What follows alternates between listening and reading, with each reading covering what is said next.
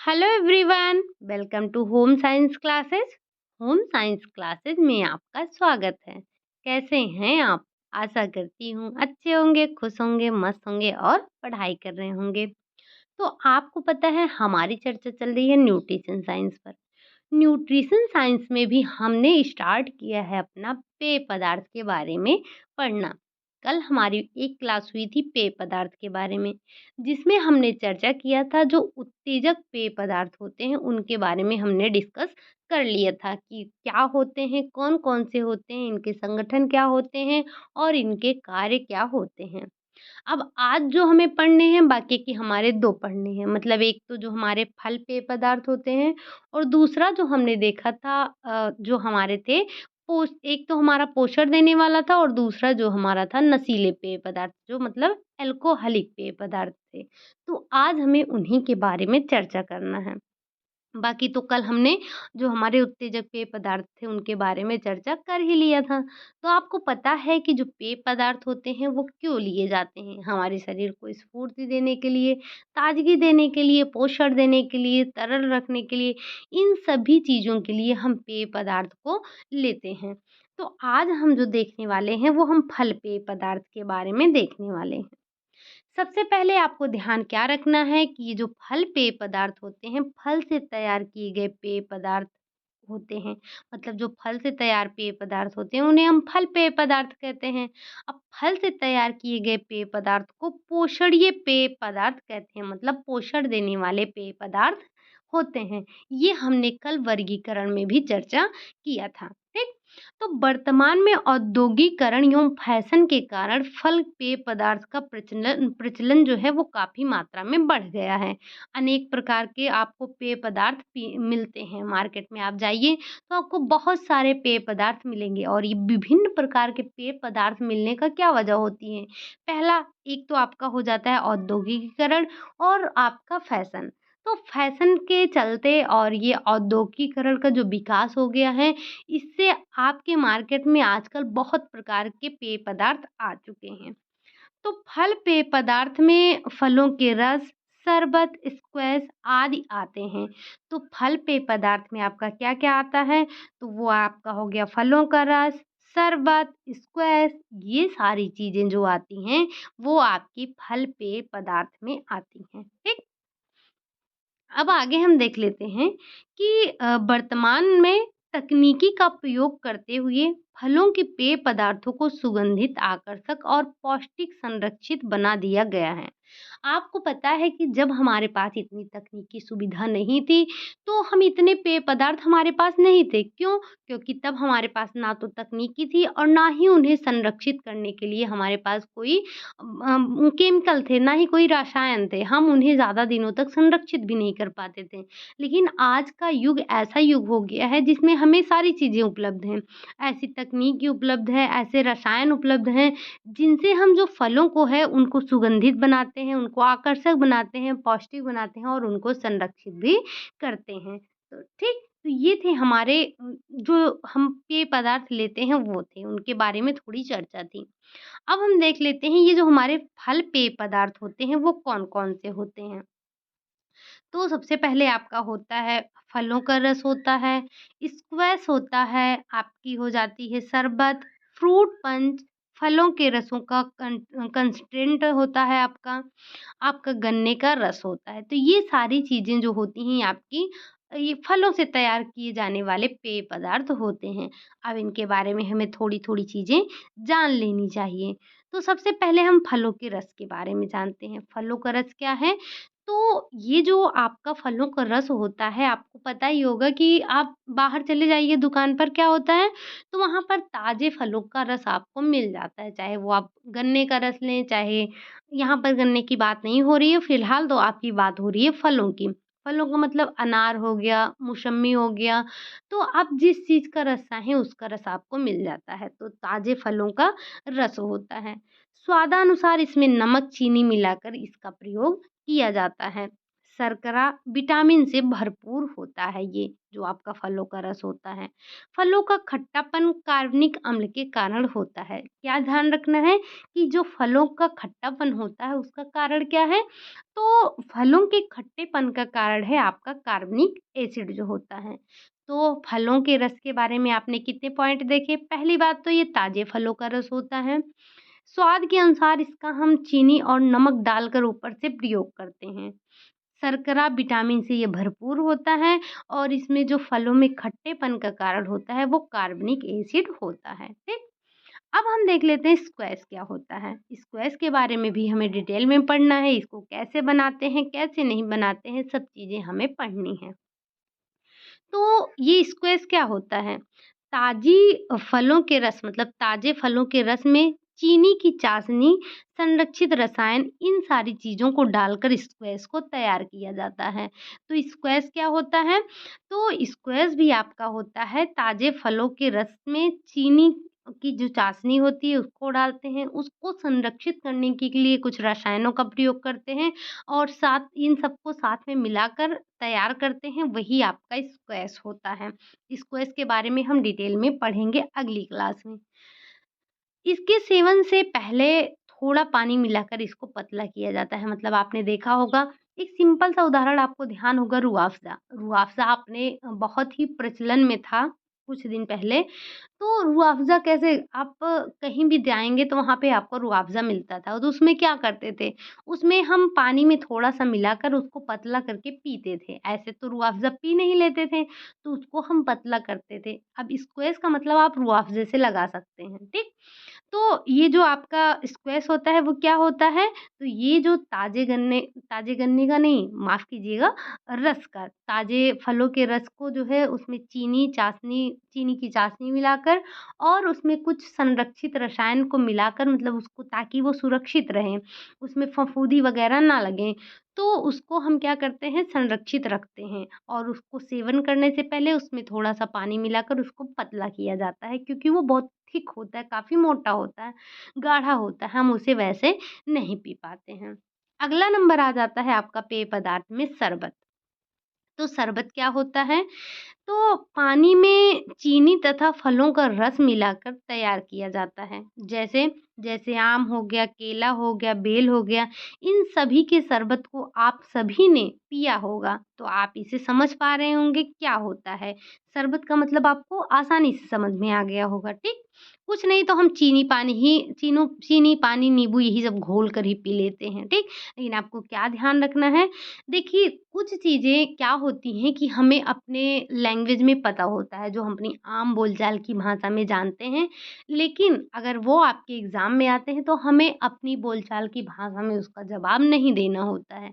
हमें किताबी भाषा का ही जवाब देना होता है। तो आप ध्यान रखेंगे किन-किन चीज़ों का जो है हम शरबत बनाते हैं, तो उसमें फलों के रस का और चीनी का उपयोग करते हैं, ठीक? जैसे आम हो गया, केला हो गया, बेल हो गया, इन सारी चीज़ों का उपयोग करते हैं। अगला आ जाता है आपका फ्रूट पंच। अब ये फ्रूट पंच क्या होता है? तो फ्रूट पंच जो होता है ये आपका मिक्स जूस होता है। मतलब जो कई प्रकार के फल होते हैं, उनको मिलाकर जो जूस तैयार किया जाता है, उसी को हम फ्रूट पंच बोलते हैं। ये फ्रूट पंच कोई नई चीज़ नहीं है, बस इसमें सिर्फ़ कोई एक फल ना होकर इसमें 2 से 3 फलों को मिक्स करके इसका जो तैयार किया जाता है, जो रस तैयार किया जाता है, वही आपका फ्रूट पंच कहलाता है। ठीक? ये अगला है आपका फलों के रसों का कंसंट्रेट। ये फलों के रसों का कंसंट्रेट क्या होता है? तो फलों के रस से पानी को ठंडा या गर्म विधि से अलग करके तैयार किया जाता है। यही आपका फलों के रसों का कंसंट्रेट कहलाता है। अगला है गन्ने का रस, काफ़ी फ़ेमस है। आप गर्मी में जगह-जगह आप देखेंगे कहीं पुल के नीचे तो कहीं रोड के किनारे, कहीं-कहीं आपको बहुत मिल जाता है गन्ने के ताज़े रस के बारे में। तो ताज़े गन्ने का ये रस होता है, मतलब ताज़े गन्ने से इसको प्राप्त किया जाता है। इसमें जो शर्करा की मात्रा होती है वो 9% होती है और इसमें विटामिन और खनिज लवण थोड़ी मात्रा में पाया जाता है। क्या होता है इसमें विटामिन और आपके जो मिनरल होते हैं वो थोड़ी मात्रा में पाए जाते हैं और जो शर्करा की मात्रा होती है इसमें वो कितनी होती है? तो वो आपकी होती है 9% और गन्ने का रस है तो ज़ाहिर-सी बात है कि आप इसे किससे प्राप्त कर रहे हैं? गन्ने से ही प्राप्त कर रहे हैं। तो कुछ चीज़ें ऐसी होती हैं जो हम वैसे ही समझ जाते हैं। अगला आ जाता है आपका नारियल पानी। नारियल पानी जो है वो केरल में सबसे ज़्यादा फ़ेमस है, मतलब जो दक्षिण भारत है, वहाँ पर आपको नारियल पानी काफ़ी मात्रा में देखने को मिलेगा, सबसे ज़्यादा वहीं पर प्रचलन में है। बाकी अभी तो सभी जगह नारियल पानी पीते हैं। शर्करा इसमें कितना होता है? तो इसमें 6% होता है और अभी हमने देखा था गन्ने में, तो गन्ने के रस में 9% होता है, ठीक? अगला है विटामिन और खनिज लवण की मात्रा जो होती है इसमें थोड़ी पाई जाती है, किसमें? चाहे वो नारियल हो गया या फिर वो आपके गन्ने का रस हो गया। तो इन दोनों में जो विटामिन और मिनरल पाए जाते हैं वो थोड़ी मात्रा में पाए जाते हैं, ठीक? ये तो थे हमारे जो पेय पदार्थ जो बने थे किससे? फल से बनने वाले पेय पदार्थ थे। अभी आपको समझ में आ गया होगा कि कौन-सा फल जूस वाला रस होता है, कौन-सा आपका ये जो जिसमें पानी मिलाकर पिया जाता है वो होता है। आप इसको अलग-अलग समझ पा रहे होंगे, ठीक? तो ये हमने देख लिए फल के पेय पदार्थ। आज हमने सिर्फ़ पेय पदार्थ पर चर्चा की है। अभी फल से बनने वाले जो आपके पदार्थ हैं, मतलब जो भोज्य पदार्थ का मतलब क्या? जो स्क्वैश हो गए, मार्मलेड हो गए, इन सब के बारे में अभी हमने चर्चा नहीं की है। ये आज हम सिर्फ़ रसों के बारे में, मतलब जो पेय पदार्थ हैं, उनके बारे में चर्चा कर रहे हैं। तो ये हमने देख लिया पोषण देने वाले पेय पदार्थ के बारे में, ठीक? कल हमने देखा था उत्तेजित करने वाले और आज हमने देख लिया पोषण देने वाले। अब हम देख लेते हैं जो हमारे कार्बोनेटेड पेय पदार्थ होते हैं। हमने इसकी भी चर्चा की थी कि हमारे कार्बोनेटेड पेय पदार्थ होते हैं। तो जो कार्बोनेटेड पेय पदार्थ होते हैं वो कौन होते हैं? उनके बारे में भी थोड़ी चर्चा कर लेते हैं, क्योंकि हमारे टॉपिक में है तो हमें तो पढ़ना ही है।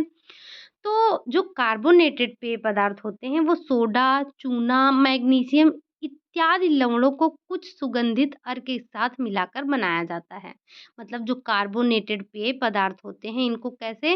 तो इनमें सोडा होता है, चूना होता है, मैग्नीशियम होता है और कई जो लवण होते हैं इनको मिलाकर कुछ सुगंधित अर्क को मिलाकर इनको तैयार किया जाता है। कार्बोनेटेड पेय पदार्थ में सर्वाधिक प्रचलित जो है वो कोका है। कोका क्या है? कोका जो हम पीते हैं, आपने सुना होगा कोका कोला हो गया, ये सारी चीज़ें हम क्या करते हैं? पीते हैं। ये क्या होते हैं? आपके कार्बोनेटेड होते हैं। तो जो कार्बोनेटेड पेय पदार्थ में सबसे प्रचलित है वो क्या है आपका? वो आपका है कोका।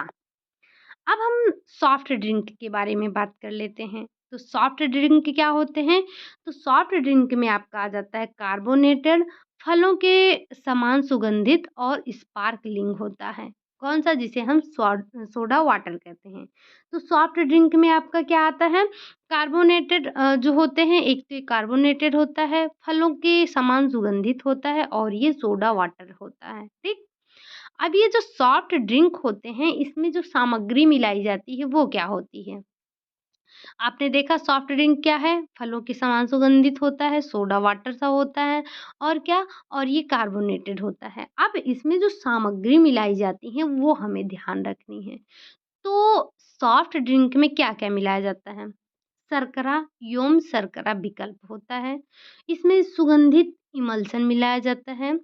कलरिंग एजेंट मतलब कलर देने के लिए आपने देखा होगा अनेक प्रकार के जो है वो मिलते हैं जो हम सॉफ्ट ड्रिंक लेते हैं उसमें अनेक प्रकार के कलर होते हैं, नीला हो गया, पीला हो गया, हरा हो गया। तो ये क्या होता है? ये कलर जो बदलते हैं आपके क्यों? क्योंकि इसमें जो कलरिंग एजेंट मिलाया जाता है उसकी वजह से होता है। जल होता है ये आपको पता है, CO2 होता है और संरक्षित रसायन होता है। अगर संरक्षित रसायन नहीं डाला जाएगा तो वो खराब हो जाएँगे। तो इन सारे चीज़ों के आपके सॉफ्ट ड्रिंक में उपयोग किया जाता है। इन सबको मिलाकर सॉफ्ट ड्रिंक को तैयार किया जाता है। ठीक? अब आगे हम देख लेते हैं, एक नोट आपको ध्यान रखना है क्या कि पेय पदार्थ को मीठा बनाने के लिए व्यापक रूप से सुक्रोज का प्रयोग किया जाता है। तो पेय पदार्थों को मीठा बनाने के लिए किसका प्रयोग किया जाता है? तो सुक्रोज का प्रयोग किया जाता है। और जो भी आपको नोट में लिखाए जाते हैं, आप उनको ध्यान रखा कीजिए। क्यों? क्योंकि वो आपसे कहीं न कहीं पूछे गए होते हैं। अगला पॉइंट है आपका कि शर्करा के विकल्प के रूप में क्लाइमेट का प्रयोग किया जाता है। अ, परंतु अब यह बैन हो गया है, इसकी जगह पे स्वीटनर का प्रयोग किया जाता है। तो आपको क्या ध्यान रखना है कि जो आपका शर्करा होता है उसमें किसका प्रयोग किया जाता है? तो उसमें अब स्वीटनर का प्रयोग किया जाता है। ये स्वीटनर पॉइंट आपको ध्यान रखना है। अगला है रसों के संरक्षण के लिए साधारणतः सोडियम बेंजोएट का उपयोग किया जाता है। किसका उपयोग किया जाता है? तो फलों के मतलब रसों के संरक्षण के लिए आप किसका प्रयोग करेंगे? सोडियम बेंजोएट का प्रयोग करते हैं, ठीक? सोडियम बेंजोएट पॉइंट है, इसको नोट कीजिए क्योंकि आपसे एग्ज़ाम में पूछा गया है कि फलों के संरक्षण के लिए किसका प्रयोग किया जाता है, ठीक? सॉफ्ट ड्रिंक का मुख्य तत्व CO2 होता है मतलब कार्बन डाइऑक्साइड होता है। इसी के कारण इसमें बल्स होते हैं, यह संरक्षण अवधि को बढ़ा देता है। आपने देखा होगा कि जो लोग क्या करते हैं वो जैसे आपका ये कोल्ड ड्रिंक हो गया जब पीते हैं तो उनको एक डकार सी आती है तो कहते हैं कि देखिए हमारे अंदर गैस बनी थी और वो गैस निकल गई। तो भाई ये जो CO2 होता है ना आपके शरीर में रहता नहीं है।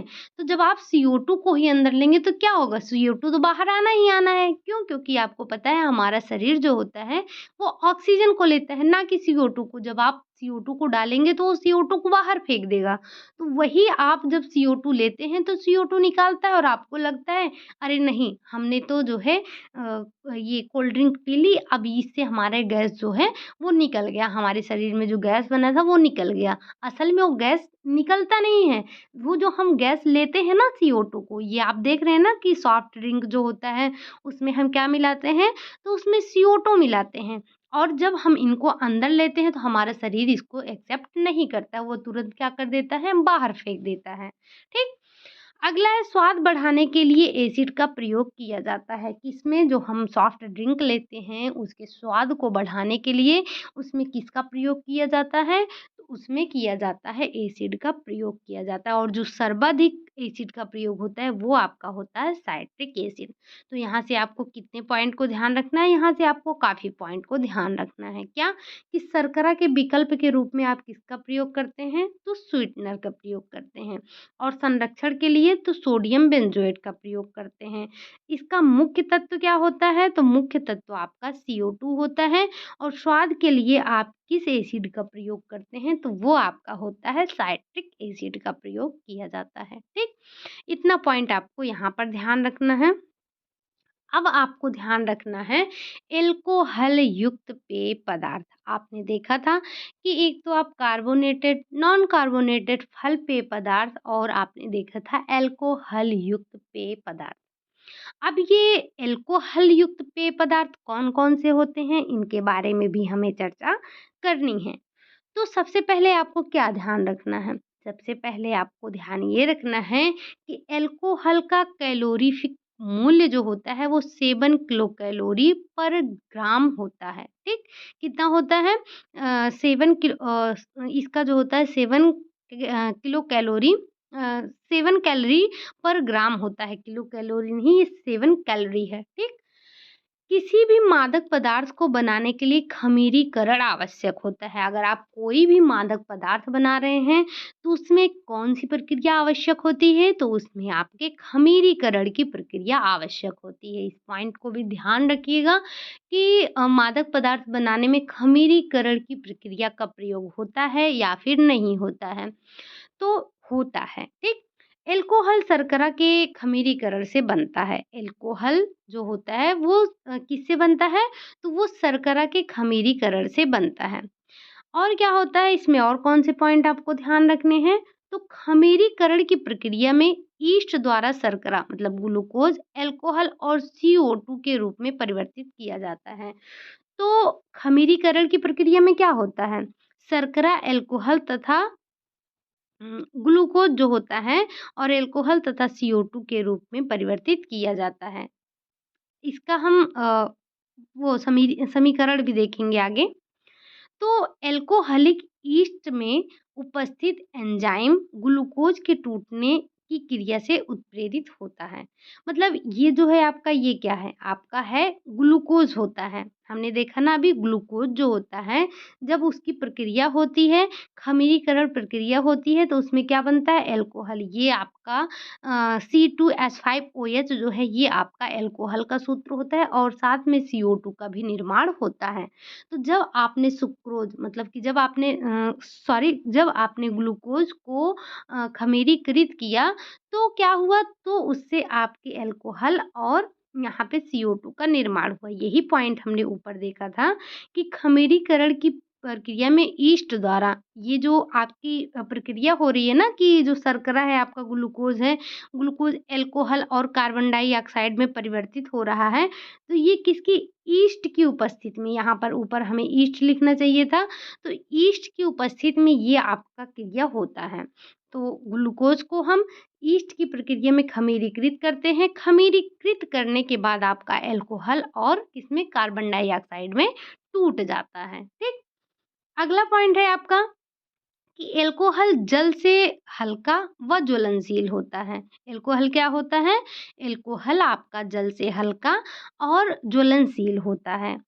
ज्वलनशीलता को कम करने के लिए जल मिलाया जाता है। आप में से कितने लोग ऐसे हैं जिन्होंने देखा है शराब कैसे पिया जाता है, लोग अल्कोहल का उपयोग कैसे किए करते हैं। तो आपको पता है कि जो वाइन होती है उसको क्या करते हैं, उसमें थोड़ा-सा शराब रहता है और थोड़ा-सा पानी मिलाया जाता है और पानी क्यों मिलाया जाता है? तो वो आपके अल्कोहल की जो ज्वलनशीलता होती है ना, ज्वलनशीलता को कम करने के लिए मिलाया जाता है। ठीक? अगला पॉइंट है आपका, ये तो था हमारा पॉइंट हमें जो ध्यान रखना था। अब यहाँ पर हमें क्या है, हमें ये ध्यान रखना है कि ये जो अल्कोहलिक पेय पदार्थ हैं वो हैं कौन-कौन से? हमें ये भी तो पता होना चाहिए ना कि अल्कोहलिक पेय पदार्थ कौन से हैं? कौन से आपके जो हैं कार्बोनेटेड हैं, मतलब कौन से इसमें कार्बोनेटेड ये तो हैं आपके, कौन से फल वाले हैं और कौन से आपके और हमने क्या देखा था उत्तेजित करने वाले। तो इनमें से कौन से क्या हैं आपको ये पता चलेगा। तो अल्कोहलिक में सबसे पहले हम क्या देखते हैं? सबसे पहले हम देखते हैं वाइन, उसके बाद बियर, व्हिस्की, रम, जिन, ब्रांडी, देसी शराब।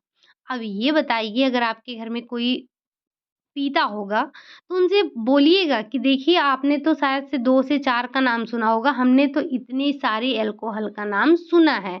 उनसे बताइएगा कि हम वाइन के बारे में जानते हैं, बियर के बारे में जानते हैं, व्हिस्की के बारे में जानते हैं, रम के बारे में, जिन के, ब्रांडी के और देसी शराब के बारे में भी जानते हैं, आपको इतनी जानकारी नहीं होगी। ठीक? तो अब हम इनके बारे में थोड़ा डिटेल में चर्चा कर लेते हैं। क्यों? क्योंकि यहाँ से हमसे क्वेश्चन पूछा जाता है। तो अगर आपसे अब ये तो हमारा था जो हमें वर्गीकरण था हमारा जो हमने देख लिया। तो अगर आपसे यहाँ से अगर पूछा जाएगा चाहे वो कार्बोनेटेड पूछा जाए, चाहे वो आपका उत्तेजित करने वाला पूछा जाए, नॉन कार्बोनेटेड पूछा जाए, पोषण देने वाले पूछा जाए, फलों के रस वाले पूछा जाए, तो किसी प्रकार की कोई दिक्कत आपको नहीं होनी चाहिए, ठीक? तो अब हम इनके बारे में थोड़ा डिटेल में भी चर्चा कर लेते हैं। तो सबसे पहले हम किसके बारे में जानते हैं? सबसे पहले हम एक आपका छूट गया ताड़ी, ताड़ी भी था, इसके बारे में भी हम चर्चा करेंगे। तो सबसे पहले हम वाइन के बारे में जान लेते हैं कि ये वाइन क्या होता है? तो ये जो वाइन होता है ना, यह सबसे पुराना पेय पदार्थ होता है। वाइन क्या है? तो वाइन आपका सबसे पुराना पेय पदार्थ होता है और इसको बनाया कैसे जाता है? हम इसको अंगूर की शर्करा भी कह सकते हैं। इसके अन्य नाम में आप ध्यान रखेंगे कि जो वाइन होता है, इसको हम अंगूर की शर्करा भी कहते हैं। तो अंगूर के रस को सड़ाकर और खमीरीकृत करके इसको तैयार किया जाता है। इसमें सैक्रिन का भी प्रयोग किया जाता है। आपको ध्यान ये रखना है कि जो इसमें अल्कोहल की मात्रा होती है, सभी में आपको अल्कोहल की मात्रा दी गई है, तो उसे आपको नोट करना है कि अल्कोहल की मात्रा कितनी होती है, तो वो होती है आपकी 10 टू 16% होती है।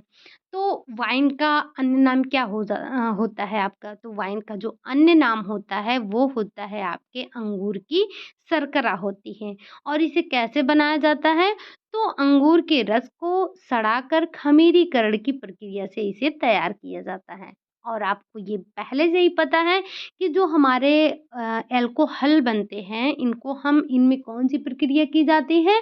तो इसमें खमीरीकृत की प्रक्रिया होती है, ठीक? अगला इसमें सैक्रिन को भी ध्यान रखना है कि वाइन में आपका सैक्रिन पाया जाता है और इसमें अल्कोहल की जो मात्रा होती है वो 10 टू 16% होती है। इतने पॉइंट को आप ध्यान रखेंगे।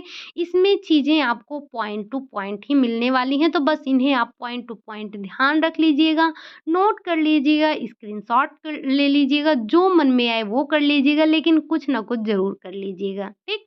ये सिर्फ़ इसी चैप्टर के लिए नहीं, आपके सारे चैप्टर के लिए, सारे टॉपिक के लिए बता रही हूँ। और आपको पता है, अगर आप बुक उठाकर देखेंगे, अपना सिलेबस देखेंगे, अगर आपने सिलेबस देखा होगा तो आपको समझ में आ रहा होगा कि आप सारे टॉपिक को कवर कर रहे हैं, आपका कुछ छोड़ा नहीं जा रहा है। आपको पता ही है कि हम जो है न्यूट्रिशन साइंस की समाप्ति की ओर हैं। मुझे लगता है कि आपकी जो क्लास होने वाली है वो 7 से 8 क्लास और होने वाली है मुश्किल से। तो अब बहुत ज़्यादा क्लास आपकी नहीं बची है। आरडीए हम करेंगे, थोड़ा बाद में करेंगे आरडीए, अभी आरडीए को नहीं करने वाले हैं। बाकी आपकी जो भी हैं वो सारे पॉइंट, सारे टॉपिक आपके इसी में क्लियर हो जाएँगे। तो हम इसको ख़त्म करने के बाद अपने टेक्सटाइल पर लग जाएँगे, ठीक? अब ये थी हमारे वाइन की बात, हमने वाइन के बारे में चर्चा कर ली। अब हम देख लेते हैं बियर के बारे में। बियर, व्हिस्की, ब्रांडी, रम सब के बारे में देखने वाले हैं और सबका स्वाद आज हम लेने वाले हैं। मतलब मुँह से नहीं, बाकी इसकी जानकारी लेकर तो स्वाद ले ही रहे हैं। तो बियर, बियर के बारे में हमें क्या जानना है? इसे माल्ट लिकर्स भी कहते हैं। इसमें आपको ये पॉइंट ध्यान रखना है, जब हमने वाइन की बात की तो हमने आपको बताया कि इसे हम अंगूर की शर्करा के नाम से जानते हैं। अगर हमें ये किस नाम से जानते हैं तो हम इसे माल्ट लिकर्स के नाम से जानते हैं। यह बरली माल्ट मतलब जिसे हम जौ बोलते हैं, के आंतरिक भाग को खमीरीकृत करके तैयार किया जाता है। जो आपका बियर होता है, बियर को कैसे तैयार करते हैं? तो जौ को आप, जिसे हम बरली माल्ट कहते हैं, चाहे आप इसे बरली माल्ट ध्यान रखिए या फिर जौ ध्यान रखिए। अगर आप बरली माल्ट रखेंगे ध्यान तो अच्छा रहेगा, क्योंकि शायद से आपसे एग्ज़ाम में यही पूछा है। जौ तो ना ही पूछा जाए। तो जो जौ का होता है, जौ का जो आंतरिक भाग होता है ना, उसे खमीरीकृत करके इसको तैयार किया जाता है और इसमें जो अल्कोहल की मात्रा होती है वो आपके 3 टू 7% तक होती है। तो इसमें अल्कोहल की मात्रा कितनी होती है? तो इसमें जो अल्कोहल की मात्रा होती है वो 3 टू 7% तक होती है। ये थे हमारे बियर की बात। बस हमें यही 4 पॉइंट, 4 पॉइंट, 6 पॉइंट, 4 पॉइंट, यही इतने हमें सबके बारे में ध्यान रखना है। अब आ जाते हैं हम व्हिस्की पर। व्हिस्की की चर्चा कर लेते हैं। तो यह जो व्हिस्की तैयार किया जाता है, ये मुख्यतः किससे? मक्का हो गया, जौ हो गया, इनसे बनाई जाती है और यह अधिक टिकाऊ नहीं होती है। हम इसे ज़्यादा से ज़्यादा कितने वर्षों तक रख सकते हैं? 2 वर्षों तक। तो ये जो आपकी व्हिस्की होती है, ये मक्के से तैयार होती है और जौ से तैयार होती है, लेकिन ये टिकाऊ नहीं होती है। कितना होती है? तो 2 वर्ष तक हम इसे रख सकते हैं बस, उससे ज़्यादा नहीं रख सकते हैं। इसे ग्रेन व्हिस्की भी कहते हैं। आपने देखा होगा, आप जो भी पढ़ रहे हैं उसमें आपको एक नाम और मिल रहे हैं, तो इन नामों को भी आप ऐड करते चलिएगा, क्योंकि ये ही आपके क्वेश्चन में बन सकते हैं। और इसमें जो अल्कोहल की मात्रा होती है वो होते हैं आपकी 35 टू 50% होती है। तो जो आपकी व्हिस्की होती है, व्हिस्की में जो अल्कोहल की मात्रा होती है वो 35 टू 50% तक होती है। अब हम बात कर लेते हैं रम की। रम क्या होता है? तो यह जो रम होता है आपका, ये किससे बनाया जाता है? तो जो रम होता है यह गन्ने के रस से या फिर राब से बनाया जाता है। गन्ने के रस और राब, राब आपको पता है वही जब गन्ने का रस होता है उसी से ही राब बनाया जाता है। तो ये जो रम होता है ये गन्ने के रस या फिर राब से बनाया जाता है। गन्ने के रस से बनी रम ज़्यादा अधिक अच्छी होती है। मतलब जो गन्ने के रस से हम रम बनाते हैं, वो आपकी ज़्यादा अच्छी होती है। उसमें जो अल्कोहल की मात्रा होती है, वो 45 टू 50% तक होती है। तो रम में जो अल्कोहल की मात्रा होती है, वो कितनी होती है? तो वो 45 टू 50% तक होती है। ठीक? बाकी रम आपको ध्यान रखना है किससे बनता है? गन्ने के रस से या फिर राब से बनता है। लेकिन जो गन्ने के रस से बनता है रम, वो आपका ज़्यादा अच्छा होता है। ठीक? अगला हम जिन के बारे में जान लेते हैं। जिन क्या होता है? तो यह जिन जो है ये आश्वित स्प्रिट है, जिसे जूनिपर के सुगंधित तेल से या किसी अन्य महक युक्त पदार्थ को मिलाकर तैयार किया जाता है। तो आपको यहाँ से क्या ध्यान रखना है कि जूनिपर के सुगंधित तेल या फिर किसी अन्य जो है महक वाली तेल को मिलाकर बनाया जाता है और ये क्या होता है तो आश्वित स्प्रिट होता है। ठीक? इसमें जो अल्कोहल की मात्रा होती है वो आपकी होती है 30 टू 45% होती है और मुख्यतः गेहूँ से बनाई जाती है। किससे? मुख्यतः इसको गेहूँ से या फिर माल्ट से बनाया जाता है और इसमें क्या मिलाया जाता है तो जूनिपर के सुगंधित तेल को मिलाया जाता है। इसमें इस पॉइंट को ध्यान रखेंगे कि जिनमें सुगंध के लिए किसका प्रयोग किया जाता है? तो जिन में जूनिपर का प्रयोग किया जाता है सुगंध के लिए। बाकी आपको पता ही है कि माल्ट, गेहूँ इन सब से बनाया जाता है। किसको? जिन को। अब अगला आ जाता है ब्रांडी। ब्रांडी क्या होता है? ब्रांडी भी आपको पता है कि अल्कोहलिक पदार्थ होता है। अल्कोहलिक पेय पदार्थ है। तो जो ब्रांडी है अंगूर की शराब का ऊर्ध्वपतित रूप होता है। क्या होता है? अंगूर की शराब का ऊर्ध्वपतित रूप होता है। ब्रांडी जितनी पुरानी होती है उतनी अच्छी मानी जाती है। मतलब आप अगर ब्रांडी को जितने दिन तक रखेंगे, जितना पुराना आप उसका उपयोग करेंगे, उतना ही अच्छा माना जाता है। क्या? आपके ये जो ब्रांडी होता है, इसमें अल्कोहल की जो मात्रा होती है वो 42 कितना होता है? 40 टू 45% होता है। तो ब्रांडी क्या होता है? यह अंगूर की शराब का ऊर्ध्वपतित रूप होता है और ये ब्रांडी इसके बारे में आपको ध्यान रखना है, ये पॉइंट हमने अभी कहीं नहीं देखा। तो ये जो ब्रांडी होता है, ये जितना पुराना होता है उतना ही अच्छा माना जाता है। इस पॉइंट को भी आपको ध्यान रखना है। अब आ जाता है ताड़ी। ताड़ी के बारे में हमें क्या ध्यान रखना है? तो यह गुड़, ताड़, खजूर के तने से रस एकत्रित करके 6 से 8 घंटे तक धूप में रखा जाता है। इससे उसकी शर्करा अल्कोहल में परिवर्तित हो जाती है। तो इसके बनाने की प्रक्रिया क्या है? तो जो ताड़ी होती है, ताड़ी ये गुड़ हो गया, खजूर हो गया, ताड़ हो गया, इसके तने से रस एकत्रित करते हैं। रस को एकत्रित कर उसे 6 से 8 घंटे के लिए धूप में रख देते हैं। इससे जो उसकी शर्करा होती है वो किसमें बदल जाती है? तो जो इसकी शर्करा होती है वो बदल जाती है अल्कोहल में और इसमें इसमें जो है विटामिन और आयरन भी पाए जाते हैं। अल्कोहल की मात्रा इसमें कितना होती है? तो इसमें 5 टू 6% होती है।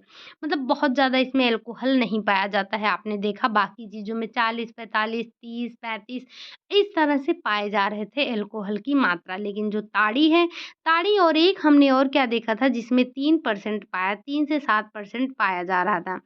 जो वाइन था उसमें 10 से 16% था और ये जो था आपका बियर, बियर में भी आपने कितना देखा अल्कोहल की मात्रा 3 से 7% पाई जाती है।